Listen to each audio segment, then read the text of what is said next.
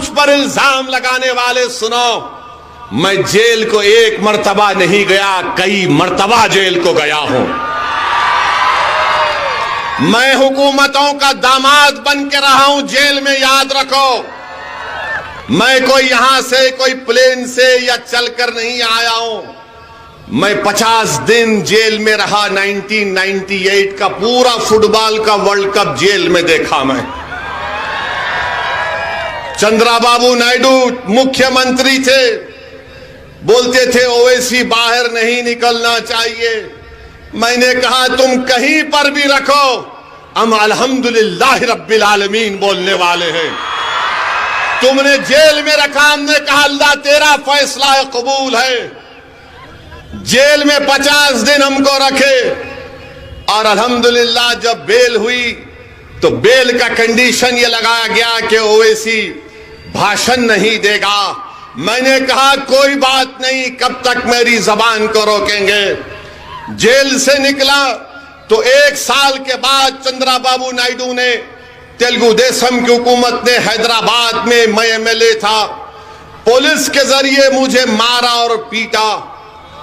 Police task force کے ذریعے ایک جلوس جا رہا تھا، اور گھروں میں گھس کر دنگائی لوگ، ناتھو رام گوڈسے کی ناجائز اولاد، معصوم لوگوں کے گھروں میں توڑم پھاڑی کر رہے تھے۔ تو وہاں کی ہماری ماں اور بہنوں نے مجھے فون کر کے بتایا کہ اویسی جلدی آؤ، ہمارے گھر پہ حملہ ہو رہا ہے، ہماری بچیوں پر مارا جا رہا ہے۔ میں دوڑتا ہوا گیا، مجھے گرفتار کر لیا گیا۔ پولیس کو آرڈر نائیڈو دیا تھا کہ اویسی کو ختم کر دو، مجھے گرفتار کر کے مجھے اتنا مارا لٹھوں سے۔ میرے ساتھ ہمارا ایک ساتھی یونس تھا، اس کے پیر پر گولی ماری گئی، مجھ سے سروس ریوالور سے 2 گولیاں چلائی گئیں، میرے سر پر 18 ٹانکے لگے، پوری پیٹھ اور جسم پولیس کی لاٹھیوں سے لہو لہان ہو گئی، مگر میرے حوصلے میں کمی نہیں آئی۔ جب میں اسپتال میں تڑپ رہا تھا تو میرے والد کی اللہ مغفرت کرے، انہوں نے مجھ سے آ کر کہا کہ اسد الدین ہمت نہیں ہارنا، اس راہ میں انہی راستوں سے تم کو گزرنا ہے۔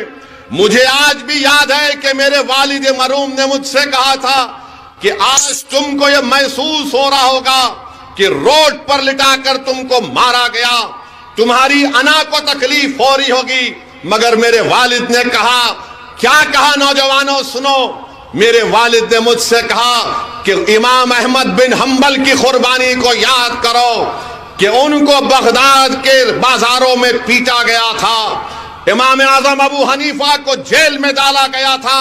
میرے والد نے کہا کہ ہمت مت ہارو، جو ظالم حکمران تم سے یہ کام کیا ہے اللہ اس کا جواب دے گا۔ میرے حوصلے اس وقت پست نہیں ہوئے، آج کیسے پست ہو سکتے ہیں؟ میں نے پولیس کی لاٹھیاں کھائیں، اپنے جسم سے خون کو بہایا۔ مجلس کے رفقا اگر آج تمہارے سامنے کھڑے ہیں تو محمد غوث کی شہادت ہمارے سامنے ہے۔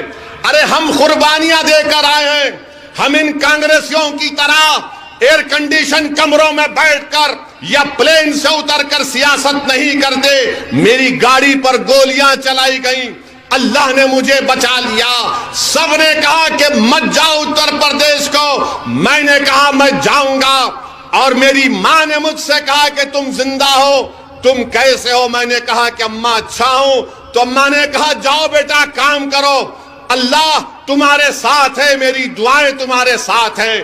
میری بیوی میرے ساتھ تھی، دلی میں میری بیوی میرے ساتھ تھی۔ میں نے اپنے بیوی سے کہا کہ اب آپ حیدرآباد واپس جاؤ، ہماری بیوی نے کہا کہ جاؤ، اللہ آپ کے ساتھ ہے۔ ارے یہ ہم اس میدان میں آئے ہیں تو یہ تربیت لے کر آئے ہیں۔ میں یہاں پر کوئی پھول برسانے کے لیے نہیں آیا ہوں، میں یہاں پر آیا ہوں، میری بات کو سنو، شاید یہ میری زندگی کی آخری تقریر ہو جائے، مگر میں تم کو بتا رہا ہوں جب تک ہم زندہ رہیں گے ظالم سے مقابلہ کریں گے، جب تک ہم زندہ رہیں گے مظلوموں کا ساتھ دیں گے، جب تک اللہ ہم کو زندہ رکھے گا ہم کمزوروں کا ساتھ نہیں چھوڑیں گے، چاہے کمزور کسی مذہب کا ہو، کمزور ہوتا ہے. اور یہ الزام لگانے والے کانگریس پارٹی کے لوگ یہ جوکر ہیں اور کانگریس کے نوکر ہیں یہ لوگ.